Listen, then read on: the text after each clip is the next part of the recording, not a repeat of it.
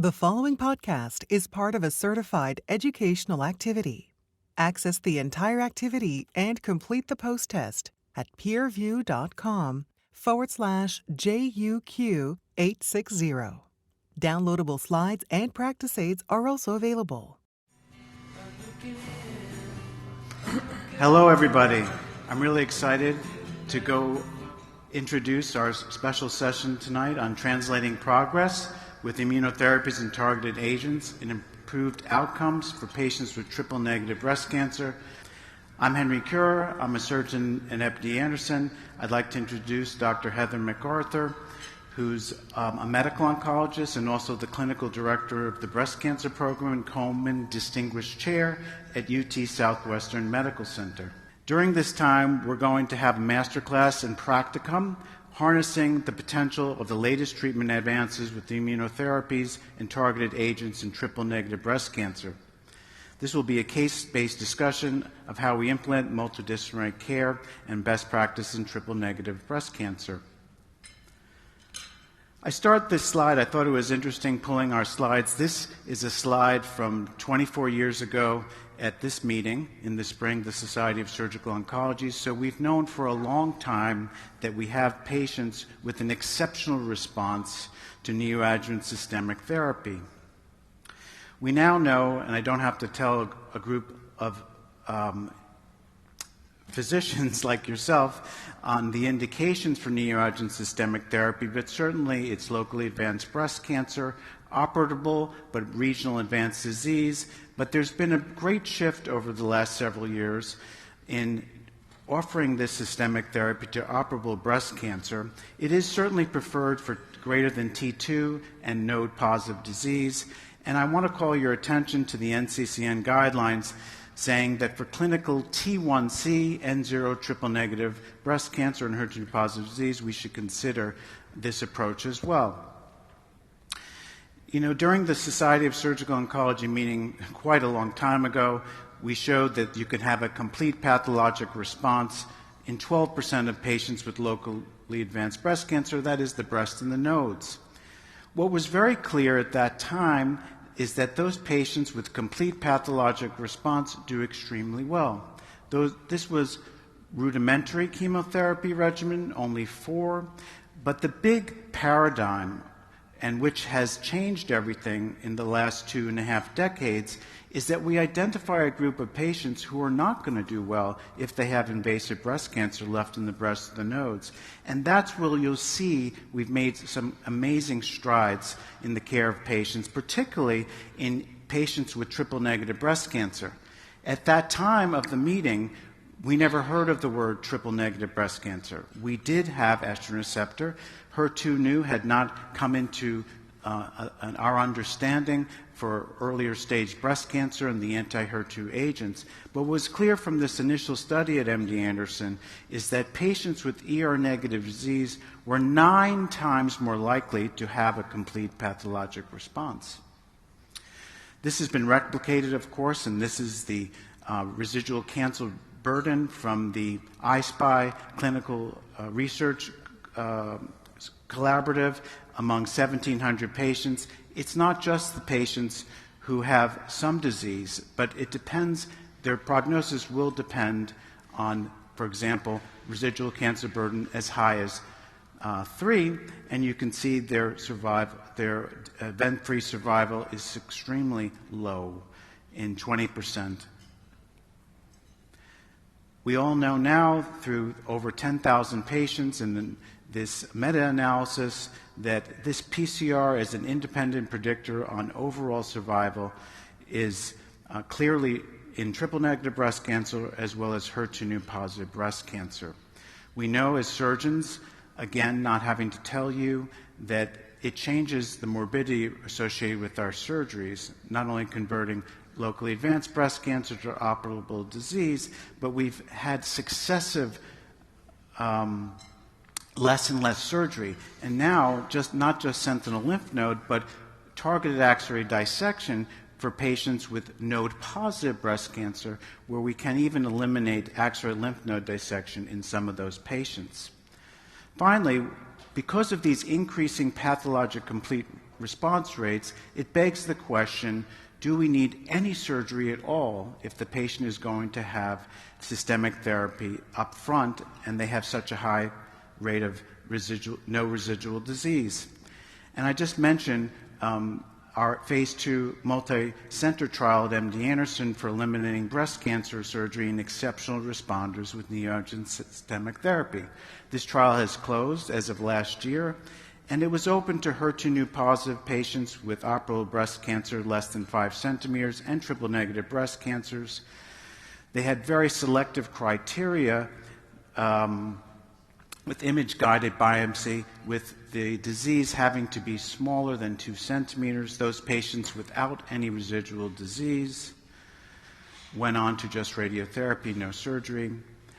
We just reviewed the follow-up on these patients as of Wednesday, and the median follow-up at 18 months, we have not had any recurrences. So early information, but this is in some patients where it might be moving. I also call your attention to the NCCN recommendations around making sure that if we're going to biopsy the breast and lymph nodes, certainly we've got to put a clip there to, especially if there's disease in the axilla, to ensure that it's removable at the time of sentinel lymph node biopsy and or targeted axillary dissection.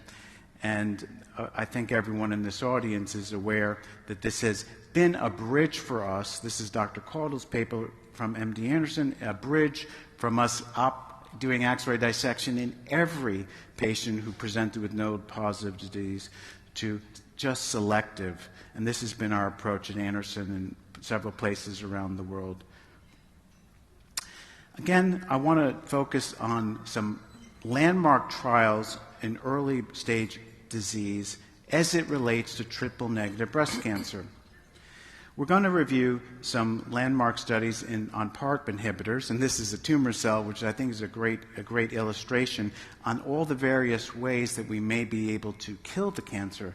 And we'll start with Parp inhibitors, talk about the groundbreaking group in immunotherapy, checkpoint inhibitors, and then finally, a very exciting initial results for resistant triple-negative breast cancer. We're going to be talking about antibody-drug conjugates.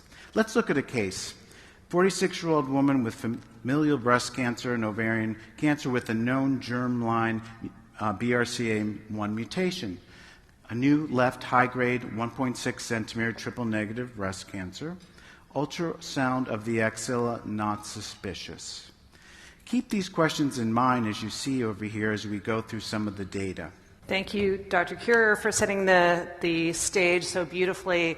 You know, until recently, at least on the medical oncology side, as you all know, triple-negative disease is a devastating disease to treat, and we've been dependent entirely on chemotherapeutics. And in the last few years, we have had an unprecedented number of FDA approvals for novel strategies that are more biologically driven. So it's a really incredibly exciting time to be treating triple-negative breast cancer specifically. So first we're going to focus on Parp inhibition. So patients with germline BRCA mutations have defects in DNA repair. So Parp inhibitors also impact DNA repair. So it's like a two-hit mechanism on DNA repair that leads to synthetic lethality. And the Olympia trial was a recently reported trial, reported at ASCO last year. This is a study where patients with suspected or known germline BRCA-associated breast cancers that were high risk, who either received neoadjuvant therapy or were deemed high risk based on their upfront surgery results, and they were randomized to receive a year of olaparib versus placebo. About 20% of patients in that population had ER-positive disease, so the majority of patients participating in that study had triple-negative disease. And here's the bottom line. The Parp inhibitor improved invasive disease-free survival as early as 3 years by 8.8%. So that's a huge improvement very early on in the course of a diagnosis, with a 7.1% improvement in distant disease-free survival at 3 years. And here's what's really exciting is that not only are those diminished recurrences in terms of invasive disease-free survival and distant disease-free survival benefits present, but it's translating into improved overall survival as early as 3 years, with a 3.7% improvement that early on. So for the first time, we are able to offer our high-risk patients with germline BRCA mutations a targeted strategy that will actually improve their probability of being alive as early as 3 years. So very exciting data.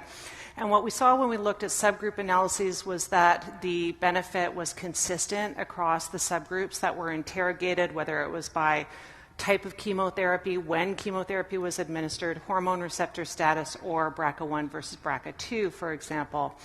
And so ASCO adopted some guidelines recommending that patients with early-stage HER2-negative breast cancer with a high risk of recurrence and a germline BRCA1 or BRCA2 pathologic mutation be offered adjuvant olaparib after completion of neoadjuvant or adjuvant chemotherapy and local treatment, including radiation.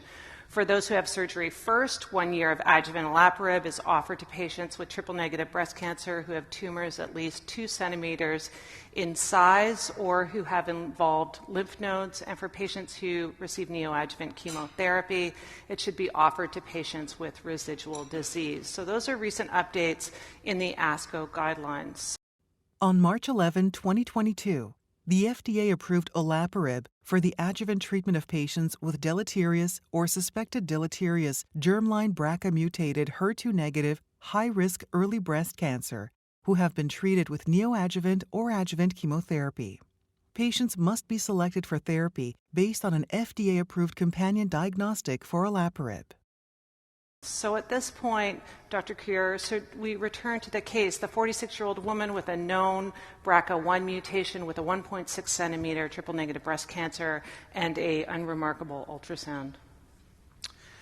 So what should surgeons know about the changes in recommendations for genetic testing? So the new NCCN guidelines state that for all triple-negative breast cancers, because of these new results, they should be tested for high-penetrant genes, including BRCA1 and 2. Neoadjuvant chemo or surgery first. I think at MD Anderson, we would definitely move with neoadjuvant chemotherapy for this patient, since she's definitely going to need systemic therapy. And I guess, really, what adjuvant therapy would you recommend? And maybe it's dependent on what you find at the time of surgery.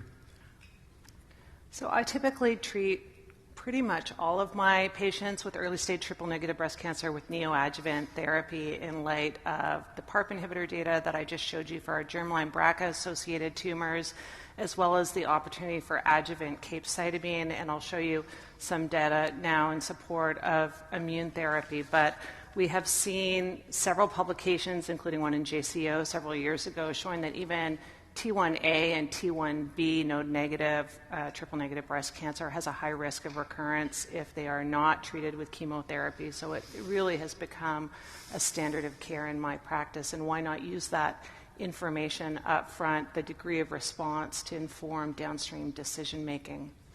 So here are the NCCN recommendations about testing. They recommend testing to aid in treatment decisions around Parp inhibitors and to aid in adjuvant treatment decisions for Parp inhibitors and in triple-negative breast cancer specifically. So increasing use of genetic testing for this high-risk patient population. Case 2, 30-year-old healthy woman without a family history is diagnosed with the left triple-negative infiltrating ductal carcinoma with lymphovascular invasion, grade 3. This is 4.5 centimeters inside. Ultrasound shows one abnormal node, biopsy-proven metastases, and clip placed in both the primary and the breast. Please go ahead and keep some of these questions in mind as we go through the further presentation. Thank you. So at this point, I'd like to review some updates on immune therapy for the treatment of triple-negative breast cancer. And the reason why we in medical oncology have been so excited about the application of immune therapy for breast cancer is this early experience looking at monotherapy in triple-negative breast cancer, advanced stage 4 triple-negative breast cancer. And what you can see from these spider plots, looking at atezolizumab or pembrolizumab, so 2 different immune therapy drugs, these horizontal lines indicating unprecedented durable responses, because historically the life expectancy of metastatic triple-negative breast cancer is 12 to 18 months. So to have durable responses that are lasting months or even years have really been unprecedented and led to a lot of excitement about these strategies. And the idea is that if you can harness a person's immune system to recognize their own cancer, that it could develop anti-tumor memory and activity and control and even eradicate disease. So that's why we've been so excited. But unfortunately, what we've also learned, and this is triple-negative metastatic breast cancer data, is that only about 25% of patients will respond to checkpoint blockade as monotherapy if it's given in the first-line setting. And if you give it in the second line or beyond, it's even more modest than that, about 5%. So we've learned that the earlier on that you apply these immune therapy strategies, the more likely they are to work. And we've also learned that although chemotherapy can be immune suppressive, the right drugs in the right doses at the right time can actually induce T-cell infiltration into tumors. And a lot of the drugs that we commonly use to treat breast cancer actually can have this effect. So it might be that chemotherapy, the right chemotherapy, could be a perfect partner for immune therapy. And so I'd like to share with you one of my early experiences treating a patient when I was at Sloan Kettering. In 2013, I had a patient who presented to me. She was a colleague, a 32-year-old woman who presented with stage 2A disease, 3 centimeters, grade 3 triple-negative breast cancer. We treated her with curative intent chemotherapy, which at that time was dose-dense ACT. She had a good response to chemotherapy, but not a complete response. And Dr. Kerr just showed you the prognostic impact of not achieving a complete response. But at that time, we didn't have any pivot point. We didn't have anything that we could offer to patients who didn't achieve a complete response to neoadjuvant chemotherapy. So she received standard of care radiation, and she was ultimately put on surveillance, which was the standard of care at that time. And sadly, within less than a year, she developed a local recurrence. And so she underwent mastectomy, and she received curative intent chemotherapy consistent with the data at that time. This time, the chemotherapy was gemcitabine with carboplatin. And unfortunately, within a few months of completing that chemotherapy, she became short of breath. So we did a PET scan, and unfortunately, it was suspicious for lung and lymph node metastasis. We did what we always do, which is we biopsy a distant site to confirm a diagnosis of metastatic breast cancer. And unfortunately, her distant biopsy confirmed metastatic triple-negative breast cancer. And I was, quite frankly, very distraught because I had used at that point dose-dense ACT, gemcitabine carboplatin. I had used all my best chemotherapeutic agents, and I knew that if I applied chemotherapeutics that were less likely to be responsive, that this woman would probably die within 3 to 6 months. So I was devastated. I was able to pick up the phone and call my friend Sylvia Adams at NYU, who was able to enroll her on a trial. This is a phase 1 trial, so this is one of the first trials looking at immune therapy, in this case in the form of atezolizumab together with chemotherapy in the form of nab-paclitaxel, and she enrolled her on the trial, and you can see in red lymph node metastases and in blue lung metastasis. These were her baseline scans, and within 2 cycles, her lung metastases dissolved, but her lymph node metastases appeared to be progressing. Fortunately, the trial allowed for her to continue with therapy on trial, and after 4 cycles, she had complete resolution of her disease. So, unfortunately, one of the issues that we all face, and this is a multidisciplinary challenge, is the immune-related adverse events that can occur with these agents, and they can be while on treatment, and they can even be delayed even a year after last exposure to immune therapy. And she unfortunately had 2 episodes of pneumonitis. The second episode of pneumonitis necessitated that she come off the study. So she came off study, and she actually was not challenged with any additional drugs. It was decided because she had no evaluable disease to just watch her. And it's now more than 6 years since her diagnosis, and she remains without evaluable disease, without any systemic therapy. And I told you before that the life expectancy for metastatic triple-negative breast cancer is 12 to 18 months. So the fact that there is a woman like this who's 6 years out from her metastatic diagnosis, biopsy confirmed, and doesn't require any systemic therapy and has no evidence disease is really an unprecedented experience, and it gives me hope that we might actually be able to use the word cure in discussing metastatic disease, which historically we haven't been able to do. So there are a number of patient experiences like this. I share this one just because I think it's a great illustration with long-term follow-up. But we all have patients like this who have done extremely well in the long term, having been treated with immune therapy, and that's the incredible promise. That led to the Keynote 355 study, the study that I just showed you, in several other studies. This was a study looking at first-line treatment with chemotherapy with or without immune therapy for metastatic triple-negative breast cancer. This was a first-line study. Patients were randomized to physician's choice of chemo with either pembrolizumab or placebo, and here's the bottom line. There was a 7-month improvement in overall survival in favor of immune therapy. Again, contextually, I know I'm a broken record, but life expectancy of 12 to 18 months for this population, to see a 7-month improvement in overall survival in this population is unprecedented and ultimately led to the FDA approval of pembrolizumab for metastatic triple-negative breast cancer. So whenever we have innovation in the metastatic setting, we often move those strategies into the curative intent setting to see if we can improve on cure rates. And that's what the Keynote 522 study aimed to do. This is a study that enrolled essentially patients with stage 2 or 3 triple-negative breast cancer and randomized them to receive neoadjuvant chemotherapy with either placebo or pembrolizumab. And for the patients randomized to the immune therapy arm, the pembrolizumab arm, they continued to receive pembrolizumab in the adjuvant setting for an additional 9 cycles. A lot of chemotherapy in this regimen, a taxane, a platinum, anthracycline, and cyclophosphamide. That was the standard of care. And the addition of the immune therapy to that 4 cytotoxic chemotherapy backbone improved pathologic complete response by 14%. And it was an improvement that was observed regardless of PD-L1 status. So PD-L1 being a target potentially for immune therapy and is an important prognosticator or predictor of effect in the metastatic setting. But here the effect was agnostic of PD-L1 status. So both patients with PD-L1 positive and PD-L1 negative tumors derive benefit. And what was incredibly exciting, with more than 3 years of follow-up, we've seen a 7.7% improvement in event-free survival, indicating that we are actually making big inroads in curing triple-negative breast cancer. So this is really an unprecedented, exciting result and led to the FDA approval of pembrolizumab in the curative intent setting for high-risk triple-negative breast cancer.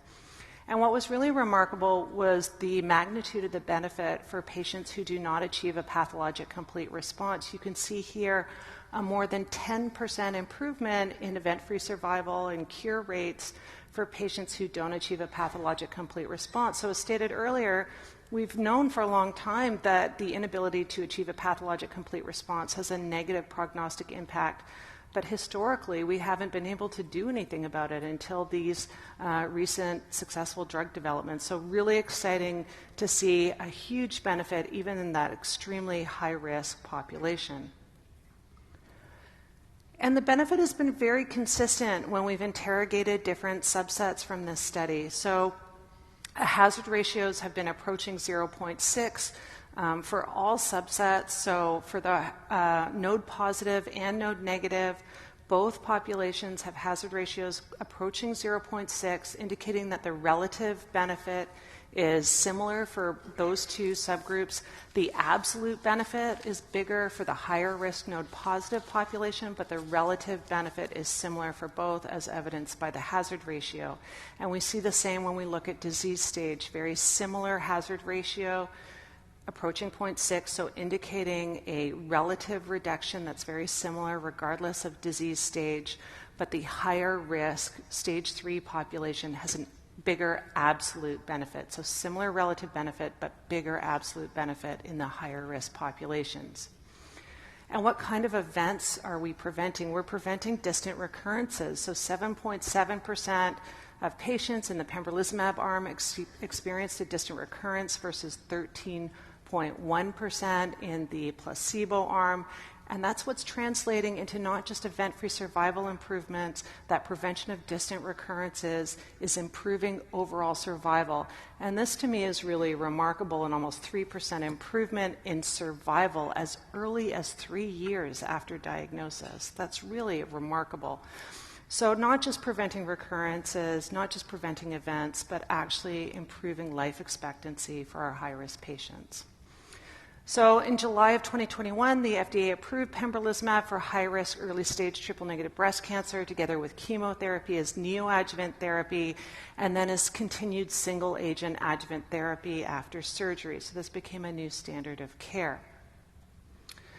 A question that I get a lot, having been on the steering committee of the Keynote 522 effort, was pertaining to radiation. And when should radiation be administered with respect to the adjuvant pembrolizumab administration? So what was allowed on study was that if postoperative radiation was indicated, the adjuvant pembrolizumab may be started concurrently with radiation or 2 weeks after radiation therapy. And we haven't yet seen the data from the Keynote 522 study to tell us what choices physicians made around that. So we don't yet know how many patients received concurrent versus sequential radiation, although there's quite a bit of data from the metastatic setting indicating that immune therapy with radiation may be incredibly synergistic. And here's an example of one such effort. This is a study that we had for patients with metastatic triple-negative breast cancer. My colleague Ellis Hope and I designed this study, and essentially we enrolled patients who were referred for palliative radiation. So in this case, what I have circled there is a large breast mass, and you can see she also has a lot of central lung and lymph node metastasis. But this breast mass that's circled in red was about to break through the skin, and so she was referred for palliative radiation for that breast primary. And so we enrolled her on a trial where we co-administered immune therapy in the form of pembrolizumab together with radiation. And you can see that not only did the radiation work in treating the breast mass, but she had complete resolution of all of her other sites of metastases. And we had a number of cases like this where they had 100% complete responses that were durable. So there's quite a bit of data from this and other studies indicating that immune therapy and radiation may be synergistic, and we have yet to see whether that story holds true in the curative intent setting. I would like to point out, though, that there are recent guidelines that we developed together with the Society of Immunotherapy of Cancer. These are evidence-based guidelines for the application of immune therapy for the treatment of breast cancer, both in the curative intent and the metastatic setting. So those are published and available online for your review. And this is the algorithm that I have adopted. This is not data-driven. This is my own biases, so take it with a grain of salt. But we don't have data to inform all decisions, but yet we have to make decisions tomorrow in clinic. And so extrapolating from the existing data, this is how I'm approaching these patients. So in all my patients with high-risk triple-negative breast cancer, I am treating them with neoadjuvant chemotherapy together with immune therapy in the form of pembrolizumab. Then when they go to surgery, there's a decision based on their ability to achieve a pathologic complete response or not. Right now, if patients have achieved a pathologic complete response, then I do treat them with pembrolizumab. That's the FDA approval for 9 additional cycles in the adjuvant setting. However, it's worth noting that the cooperative groups are planning studies in the space because it begs the question, if they've already achieved a pathologic complete response, do they really need any additional therapy? And so studies looking at 9 cycles of additional pembrolizumab versus not are planned. And so I hope to be able to contribute to those studies. The patients who don't achieve a pathologic complete response, those are our highest risk patients who do require additional therapy. So if they have a germline BRCA mutation, I do consider olaparib for that population based on the Olympia data that I showed you, We have data from the metastatic setting looking at a couple different Parp inhibitors together with immune therapy with no concerning safety signal when they're co-administered. So in that population, I would treat them with olaparib together with pembrolizumab. For those who don't have a germline BRCA-associated cancer, I would consider capecitabine. We have the CREATE-X data and meta-analyses showing an overall survival advantage for patients who receive adjuvant capecitabine if they have residual triple-negative breast cancer. And we have data from my mentee, David Page in Providence, and others showing that capecitabine and immune therapy can be safely co-administered in the metastatic setting. So I think it's a reasonable extrapolation to co-administer those two drugs given the overall survival advantage observed in those independent trials. But of course, these are extrapolations because the KEYNOTE-522 regimen did not allow for concurrent Parp inhibitor or capecitabine administration. So those are extrapolations. And based on the radiation immune therapy data from the metastatic setting, we've observed that they can be co-administered safely. And so in my patients, I am recommending radiation to be administered together with pembrolizumab in the adjuvant setting. Okay. Returning to case 2, discussion. 30-year-old healthy woman without a family history. She has a 4.5 centimeter mass. She did have one abnormal node, biopsy-proven metastases, clip placed in both the primary and the breast. So obviously, this patient would have genetic counseling and testing. Preoperative therapy, I think we all agreed that she's an optimal candidate, and I think we will just go with the new standard. There are several questions around, which patients would we not give that regimen, but I think we should go answer that more in the question and answer. With this patient, what surgery? She's obviously does not have a germline mutation. We would offer her breast-conserving therapy. She has one node. We would remove that node with targeted axillary dissection. If I'm following her response, actually the breast imaging, more or less we get it at the beginning, middle, and right prior to surgery for surgical planning. Personally, I would offer her a targeted axillary dissection, even if the lymph node still appeared abnormal, because it's about 40 to 50% of those cases don't have any disease left.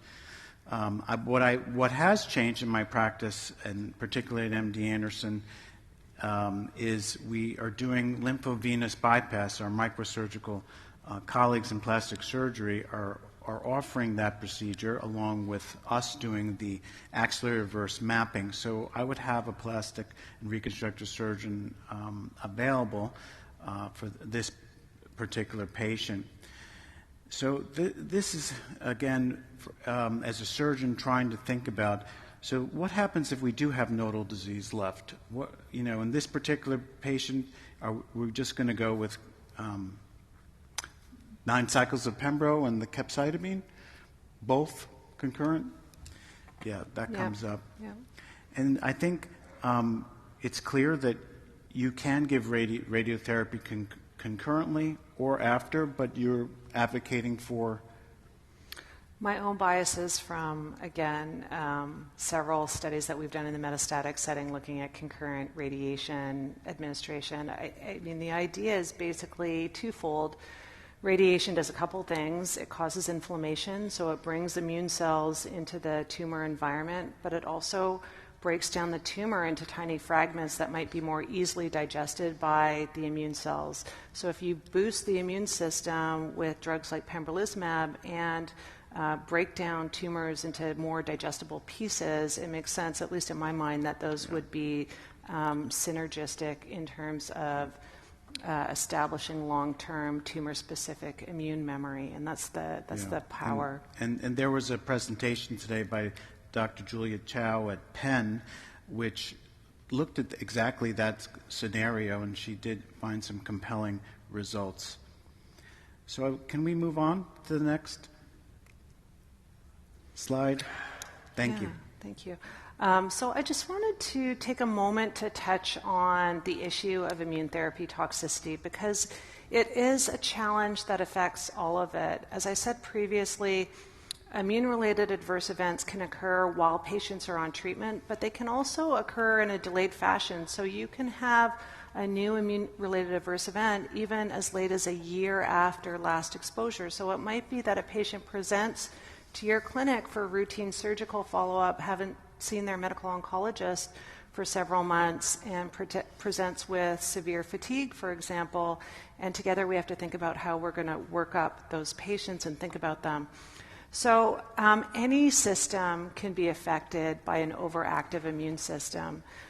Basically, these immune drugs are taking the brakes off the checkpoints, the regulations that keep the immune cells in check, and that's what allows for a robust immune response to tumor. But of course, those immune cells are not tumor-specific, and they can affect any organ system: endocrine, respiratory, liver, renal, so on and so forth. So it really requires tremendous vigilance when administering these drugs because any system can be affected.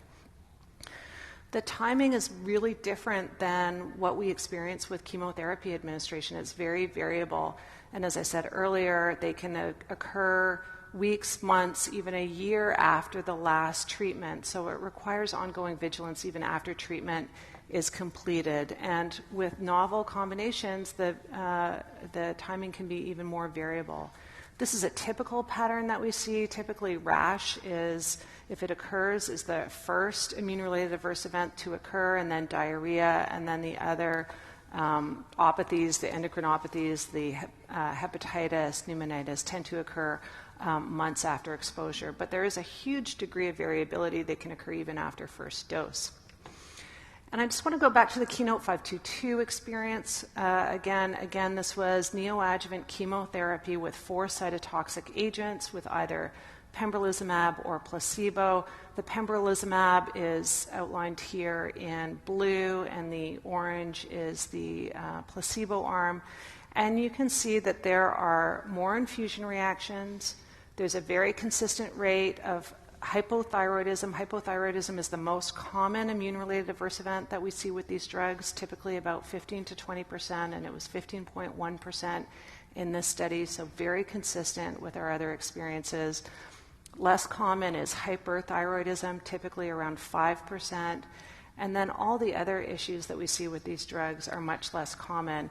But they still occur, and they can require a lifetime of treatment. Adrenal insufficiency, for example, can be devastating when it occurs, an incidence of 2.6% in this study, but it requires a lifetime of steroid replacement, and the symptoms can be very severe. So it really requires a lot of vigilance. Thyroiditis, hypophysitis, colitis, and hepatitis can also occur, but fortunately less commonly. And I just wanted to pick a figure that I think illustrates how diverse the toxicity can be with these drugs. As you can see here, these are patients who have immune-related rashes, and you can see how different they can be. So it's not just one pattern of rash, and it just, for me, underscores how diverse the toxicity can be across patients. I just wanted to conclude the discussion today to give you a sense of what's on the horizon. So we've talked about Parp inhibitors, we've talked about immune therapy. That's really become, those 2 drugs have become standards of care for early triple-negative breast cancer. But I wanted to just take a moment to tell you a little bit about what's happening with antibody-drug conjugates. These are drugs that are connected to an antibody, the antibody directed to a tumor target, and they're connected by a linker that releases the drug once the antibody has connected. And it's really an exciting novel mechanism and novel strategy. And I just want to tell you about a couple drugs. The ASCENT study was a study looking at an antibody-drug conjugate called Sazatuzumab govitecan. This is a TROP2 targeted antibody-drug conjugate. This is in metastatic triple-negative breast cancer, and in this study, patients with triple-negative breast cancer were randomized to receive the antibody-drug conjugate versus physician's choice chemotherapy.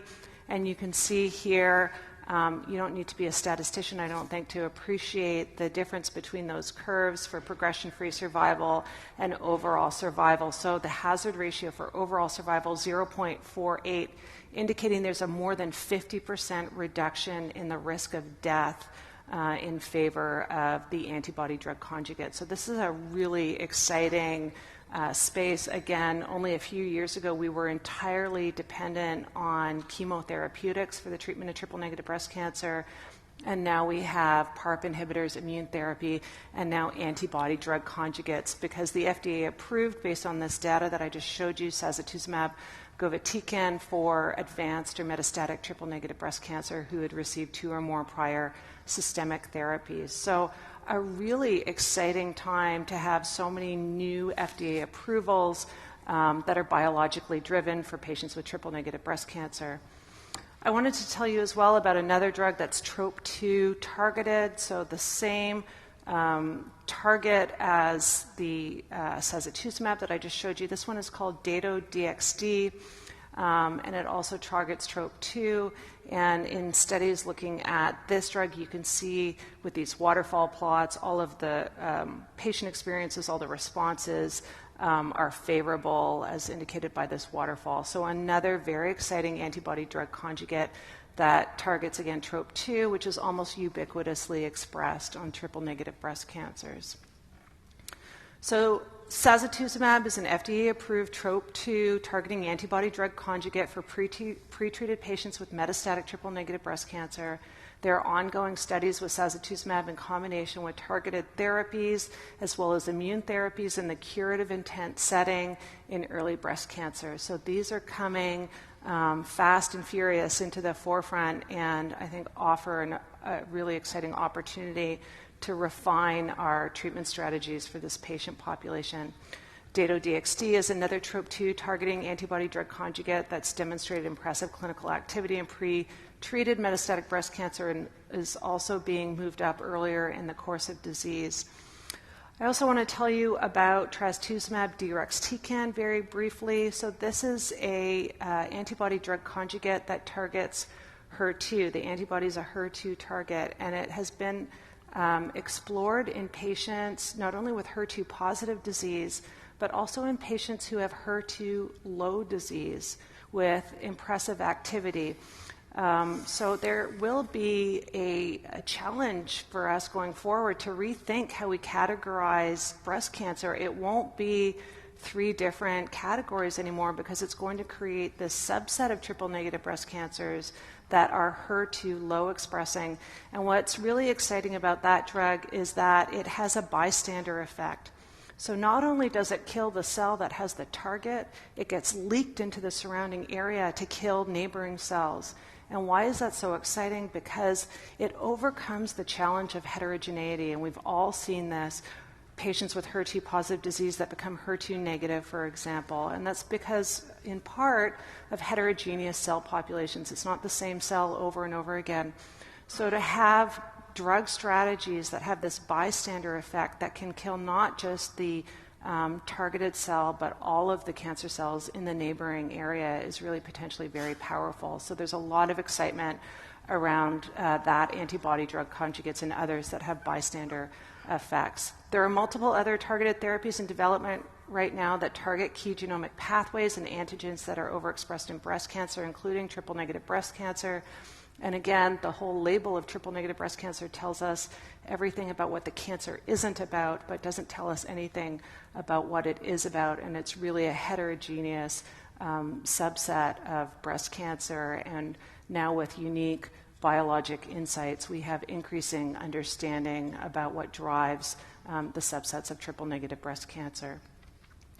So here's a summary roadmap for the treatment of early-stage triple-negative breast cancer for patients with stage 2 or 3 disease. They receive the KEYNOTE-522 regimen in the form of paclitaxel with carboplatin, followed by AC chemotherapy together with pembrolizumab, and then receive pembrolizumab in the adjuvant setting. Patients with T1C disease and 0 disease might also be considered with, for chemotherapy with immune therapy, so plus or minus immune therapy for that population. in my practice, they might receive a chemotherapy backbone with fewer agents than was administered in the Keynote 522. So, for example, a taxane with a platinum, and I would consider immune therapy for that population. The T1AB N0 can go for upfront surgery and can be considered for chemotherapy thereafter, typically with a taxane platinum-based regimen.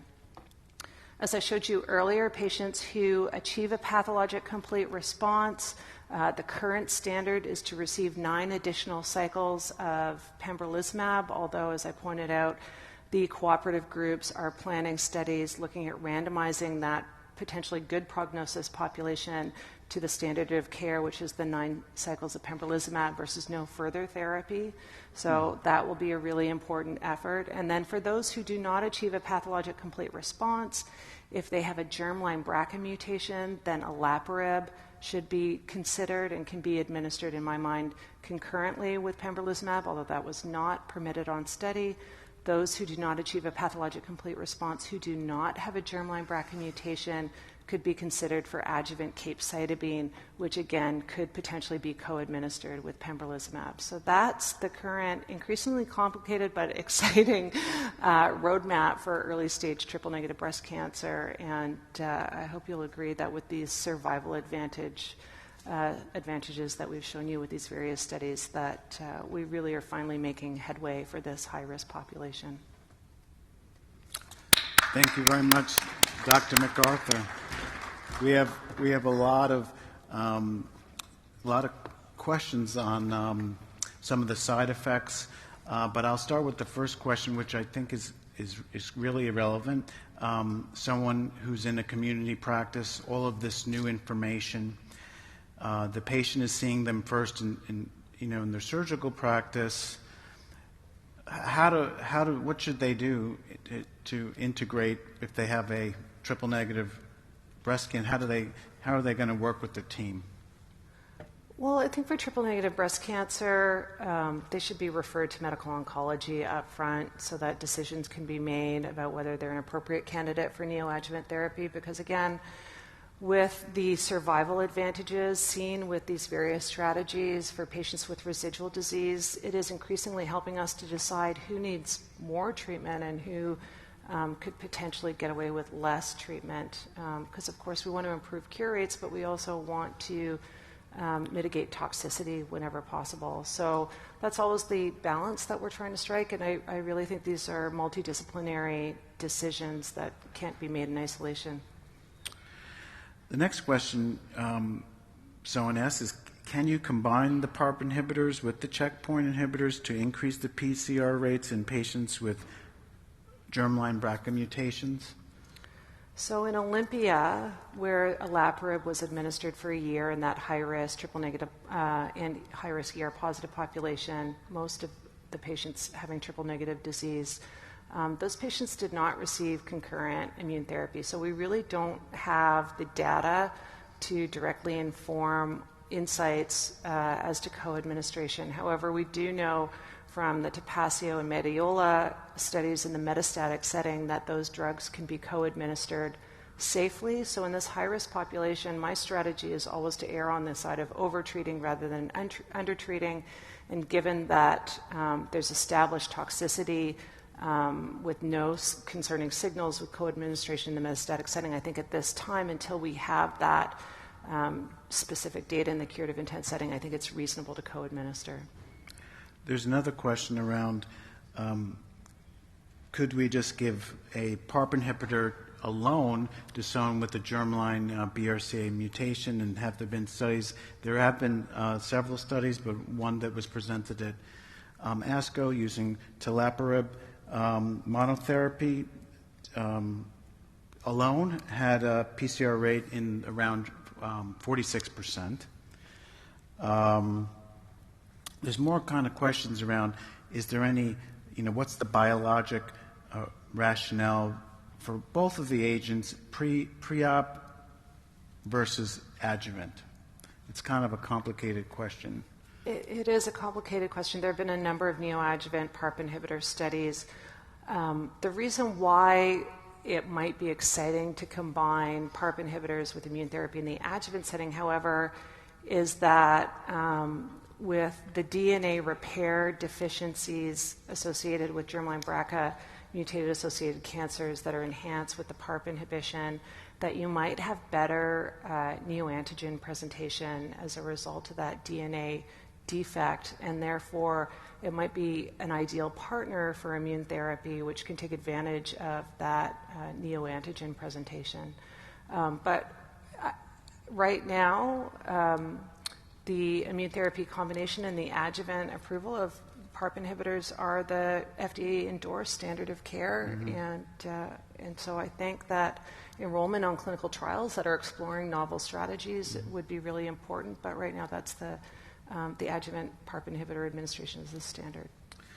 There was several questions around with pembrolizumab being the new standard neoadjuvant chemotherapy regimen for triple-negative breast cancers, high-risk triple-negative early-stage breast cancer.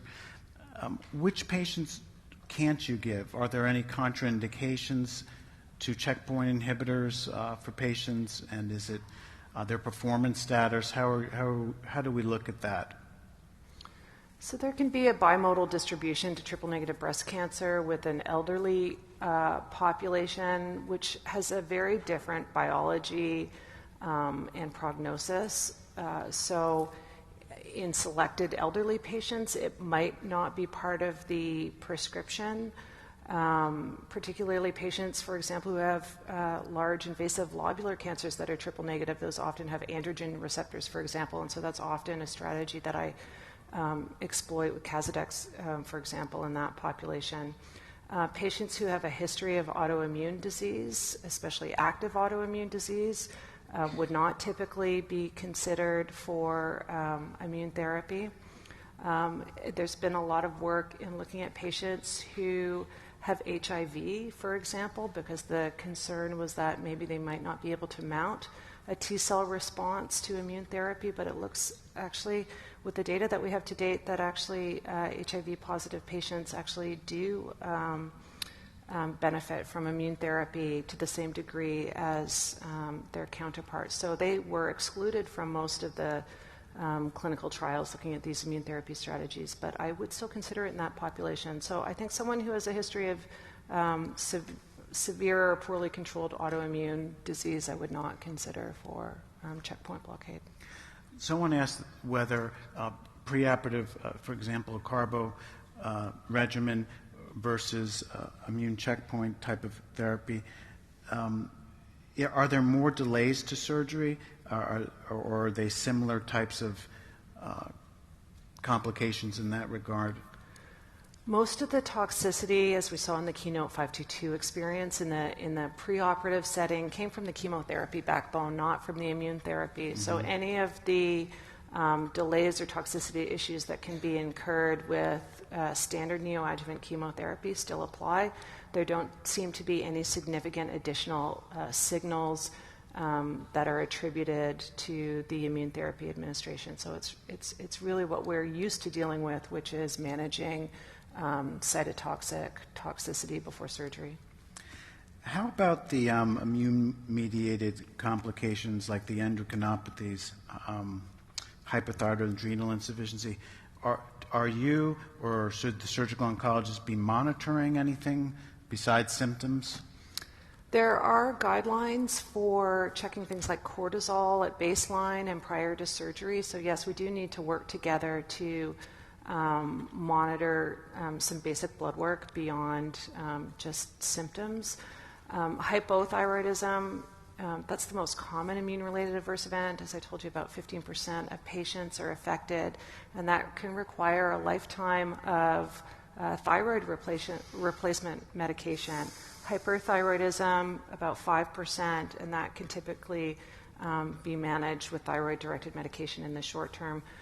But a lot of the immune-related adverse events, fortunately, that are rare, can be devastating and can be lifelong. Adrenal insufficiency, hypophysitis, and can manifest. I showed that rash slide to kind of underscore how diverse the presentations can be with respect to immune-related toxicity. So they're rare events, fortunately, beyond the thyroid issue, but they do require multidisciplinary vigilance and early intervention. The earlier you intervene with typically steroids for most of the immune-related adverse events, the non-thyroid immune-related adverse events, the more likely you are to get your patient back on track. So early intervention is really critical. So there's a question, switching gears to PARP inhibitor and complications. Someone said that they're recalling that there were patients on, in follow-up having nausea. Is that a main complication of PARP inhibitors? It can be gastrointestinal side effects, certainly, but honestly, they tend to be very well tolerated. So clinically, I haven't had any significant challenges administering PARP inhibitors to my patients.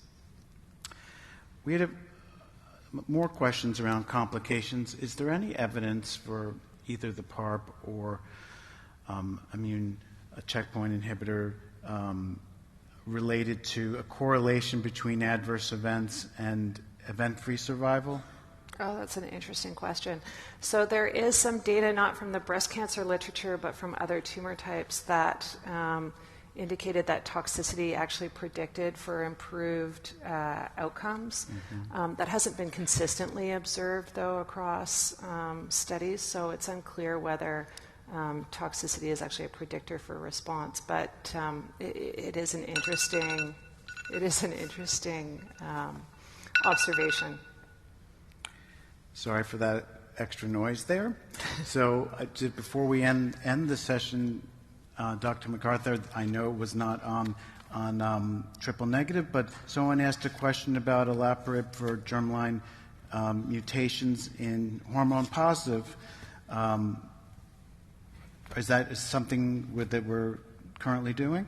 Yeah, approximately 20% of patients who participated in the Olympia study had hormone receptor positive disease. And in looking at the forest plot, so looking at the benefits in subsets, that population derived the same benefit from olaparib as their triple negative breast cancer counterparts. So it is a very effective option for patients with high-risk hormone receptor positive disease. Okay, everyone, I'd like to thank you for coming to the symposium on what's new in triple-negative breast cancer. I think it's really exciting, and I've learned a lot. Thank you, Dr. MacArthur, for joining us at the Society of Surgical Oncology. Thank you. Thank you for listening.